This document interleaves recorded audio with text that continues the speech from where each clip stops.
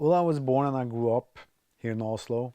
My father was an executive, so he worked long days. My mother, she stayed home with us for the first years, but then she went back to her job as a librarian. And I had two brothers, a younger brother and an older brother. And I had a, really nice childhood. My only sorrow was when we moved from Oslo to the west coast to Molde. Although it was nice because my grandparents on both sides lived there. But I really felt lonely the first years in Molde because I longed back to my friends here in Oslo. I just loved Oslo. And I guess I spent the first couple of years in Molde, I spent a lot of time alone. And I don't know, but maybe when you spend time alone, you have time to come up with stories, and you make stories because the life that you live in your head is better, and you have more friends there than you have in real life. But then later on, I found friends, of course, in Molde, and I started playing soccer, which was what I did up until I was 19. Um, and I was sure that I was destined to become a professional football player, playing for Tottenham in England. That was sort of my goal, and I played for a Premier League team in Norway, and but then I was injured when I was 19. And I broke the ligaments in both knees, and so I knew that a soccer career was more or less out of the question. Um, so I had to rethink what I wanted to do with my life, and I went on to study economics in Bergen, and there I also started playing in the band. All my friends in Molde, they played in bands. I didn't play in anything, but I wrote lyrics for them. So I had discovered sort of my storytelling abilities, um, and I started playing in a band as a student. And after having studied in Bergen for 4 years, I moved finally to my beloved Oslo, and where I stayed for the rest of my life. And there I worked as a stockbroker while playing with my band. And finally, my band got a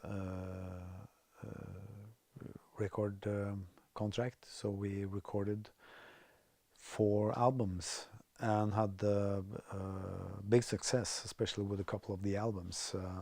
Not the first one. Nobody bought the first album, but then with the second album we had a big, great breakthrough, and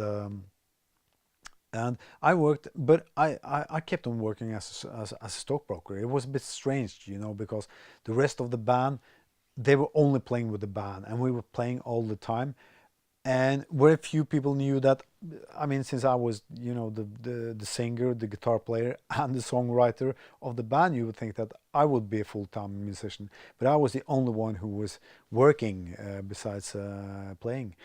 Um, and I think the reason was that I somehow knew that I would never be a full-time musician. I didn't see myself as a musician. I saw myself first and foremost as a storyteller, and I used my songwriting for telling stories. Um, and then in '97, my father had just died from cancer, and he was only 72 when he died. And I knew that he had plans for what he wanted to do, and he wanted to write a book about his experiences during the war, among other things. And I realized that, okay, you can't postpone the things that you think are important, the things that that you have to do in life.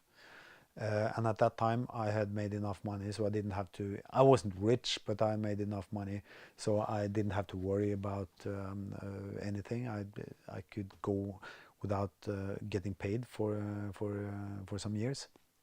So I decided, okay, I have to write my first novel. And as soon as I started writing my first novel, I knew that, okay, I have been waiting for this since I was around, 18 or 19. All my friends had started to write their first novel at that age. We discussed literature, and it was like waking up, and finally start doing the things that I knew I had prepared to do for many years. And as soon as I started writing, I knew that, okay, this is what I will be doing for the rest of my life. I don't know if I can make a living out of it. The chances that you can make a living out of writing are so small that you can't sort of decide to become a full-time writer.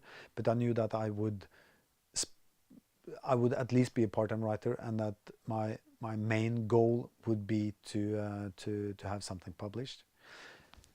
And I was lucky because I was published on my first attempt, and since then I've been so lucky that I've had the best job that you can have in this world, and that is to be a writer. To actually spend most of your day making up stories, and besides having people paying you to do that, that's just, you're so privileged. And I still wake up in the morning, and I have to pinch myself and say that, okay, what you are going to do today is just what you love, what you would do for free. It's just to sit down and make up stories. I have a daughter who lives with her mother, and the three of us, we are the two of them are my best friends. So we don't live together, but we live very close to each other, and we travel together. And I have most of my friends living here in Oslo. I have my two brothers living here in Oslo. So I travel a lot, but Oslo is my base. It's my home city, and it's also the home city for my main character in the Harry Hole series. So I will always come back to Oslo, and I can't imagine myself moving away from Oslo again. I moved from Oslo when I was 8 years old. It took me a couple of years to get over that. I will never move again, but also because Oslo is such a secure base for me. It's very easy for me to travel and stay away for a couple of months at the other end of the world, for that matter, and to be working there. Sometimes I just travel to cities I've never been to, and I stay there for a couple of months just writing, and sometimes using the city for my stories. But sometimes also just staying away from Oslo, because Oslo, as it is my home, is also a city where I'm very busy. There are so much things happening when I'm in Oslo, so sometimes I have to go away to get work done. And when I'm not working, because I'm working a lot, I'm still playing, both with my band and with a duo and trio, in a sort of a storytelling slash music setting. I like to go bicycle riding. Oslo is a great city for doing that. I have a cabin just outside the city that I go to. I go rock climbing, and Oslo is a great city for rock climbing. Sometimes I also travel outside Oslo, and each winter me and now also my daughter, we travel to Thailand. There's a place there where you can go rock climbing, and we are going there this winter also with her cousins to go rock climbing.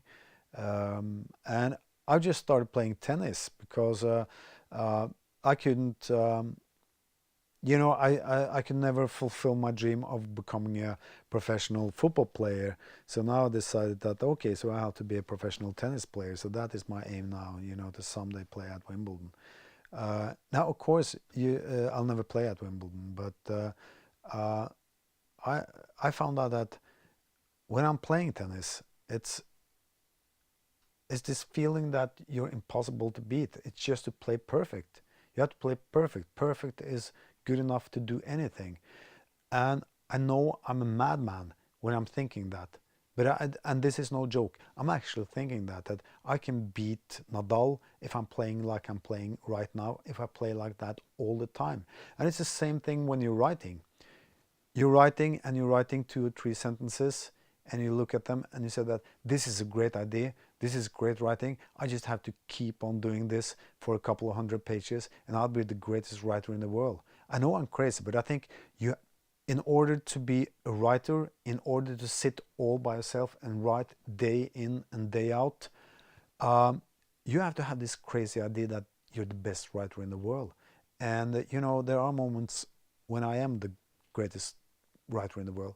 There are also moments when I'm probably among the 10 worst writers in the world.